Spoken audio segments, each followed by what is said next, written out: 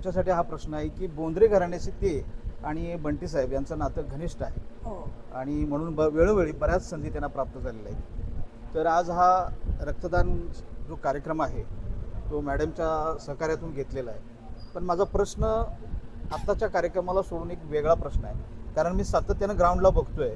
माझी अशी वैयक्तिक कल्पना होती की प्रभाग क्रमांक 20मध्ये यानंतर तुम्ही थोडंसं नाराज होऊन इथून अलिप्त व्हाल, पण तसं दिसत नाही. तुम्ही सातत्यानं खास करून बोंद्रे कुटुंब आणि या मॅडम तुम्ही सगळ्या अटॅच राहून या प्रभागाशी एक वेगळं नातं निर्माण केलं आहे आणि सातत्यानं तुम्ही त्यांच्यामध्ये कार्य करताना दिसताय.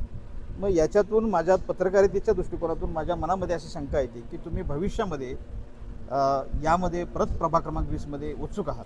या संदर्भात तुमची काय प्रतिक्रिया आहे? निश्चितच म्हणजे तसं बघायला गेलं तर पराजय ही यशाची पहिली पायरी असते. त्यामुळे पराजयाचं एवढं काय मनाला लावून घ्यायची गरज नाही आहे. सगळ्यात पहिली गोष्ट म्हणजे. दुसरं सांगायचं म्हणजे बोंद्रे घराण्याचं नातं हे ह्या प्रभाग क्रमांक 20 असू दे किंवा कोल्हापुरात कुठेही असू दे, बोंद्रे म्हटलं की म्हणजे त्यांचा समाजकारणाचा राजकारणाचा वारसा हा येतोच.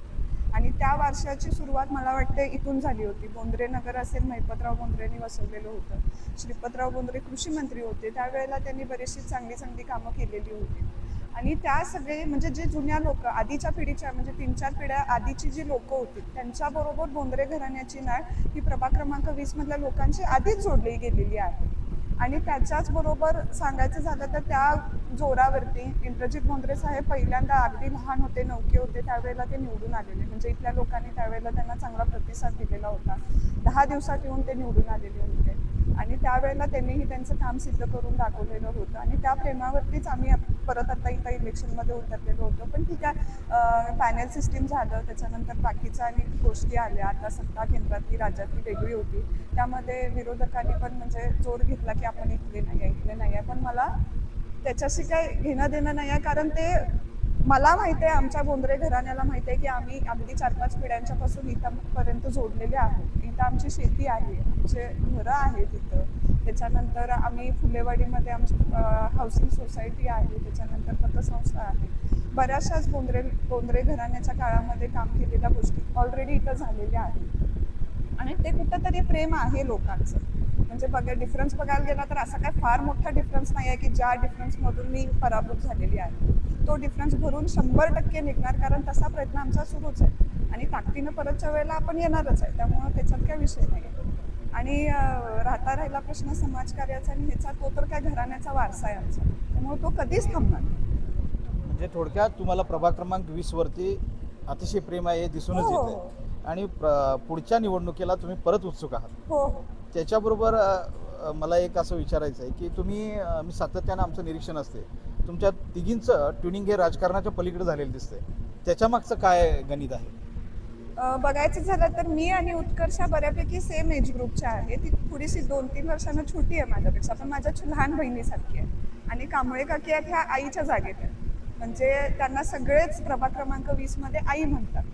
म्हणजे त्यांनी प्रत्येक वेळेला आम्हाला एका मुलगीसारखं पॅम्पर केलेलं आहे. म्हणजे सावकाश चाला गं पोरीनो, खाऊन पिऊन या गं पोरीनो. प्रचारादरम्यान त्यांची जी काळजी होती की पोरीनो तुम्ही खाल्लंय का, किंवा तुम्ही सावकाश चाला, तुम्ही छान बोलताय, म्हणजे त्यांचं एक एनकरेजमेंट होतं. ते आमच्यासाठी कुठं तर मोटिवेशनल होतं आणि आम्हाला ते खरोखर पुढं जाऊन कामाला आलं.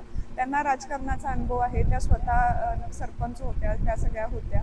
आणि आता तर त्या स्वतः नगरसेविका आहेत. त्यांच्या माध्यमातून आम्हाला इथं कामं करता येतील, किंवा त्यांच्या निदर्शनाखाली किंवा त्यांचा जो कॉर्पोरेशनमधला एक्सपिरियन्स आहे त्या आमच्याबरोबर त्या शेअर करतात की बाबा काय होतंय, काय नाही होतंय.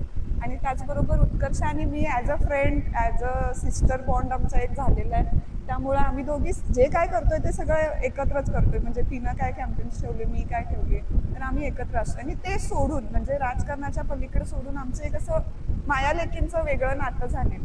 त्यामुळे ते असंच पुढं कॅरी फॉरवर्ड राहणार आहे. या निवडणुकीत तुम्ही चांगली मैत्रीण आणि एक चांगली आई मिळवलेली आहे. दुसरं मला असं विचारायचं होतं की आता हा प्रश्न, तुम्ही सगळे वेल एज्युकेटेड आहात, या अनुभवी आहेत, मग पराभूत जे झाला त्याची कारण मीमांसा तुम्ही तपासलेली आहे का?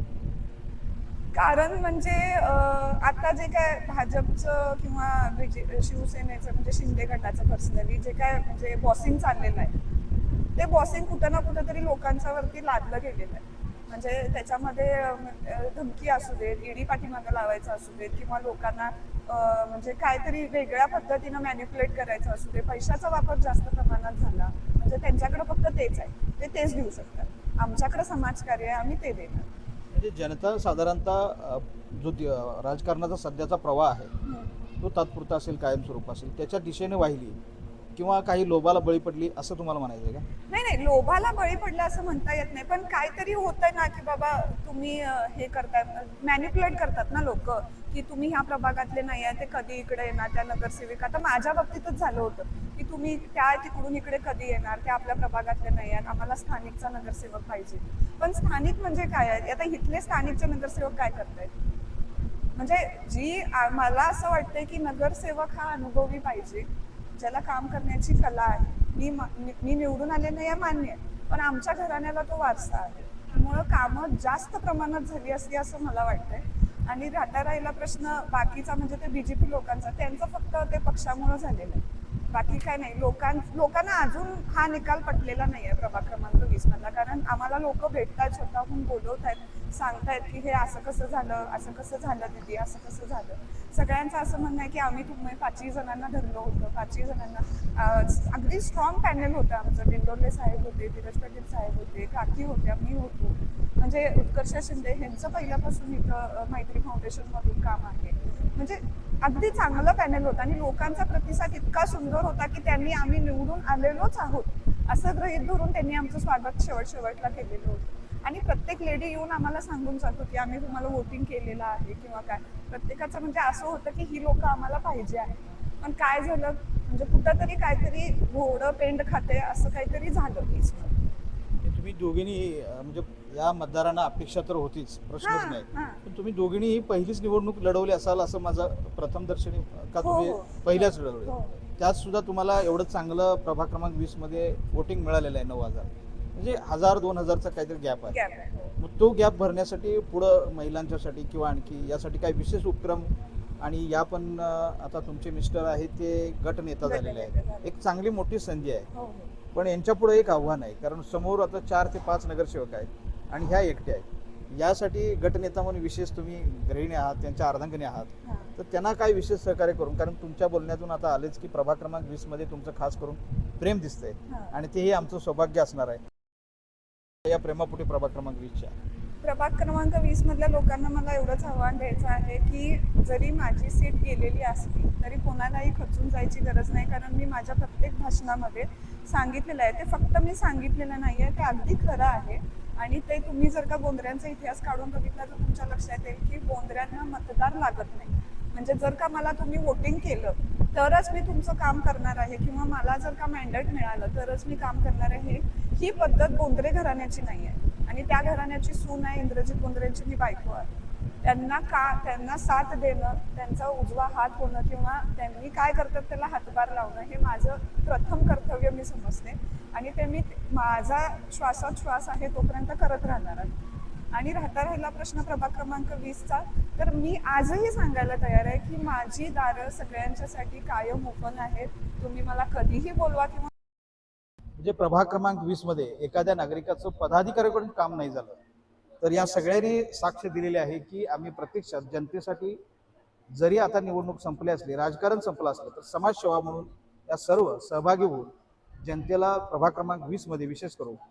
आणि भविष्यातल्या बोंद्रे घराणं म्हटलं की कोल्हापूरमध्ये नाव आहे, तर त्यांना थोडं त्यांचा व्याप जास्त असेल, कारण कोल्हापूरकडे लक्ष द्यावं लागेल.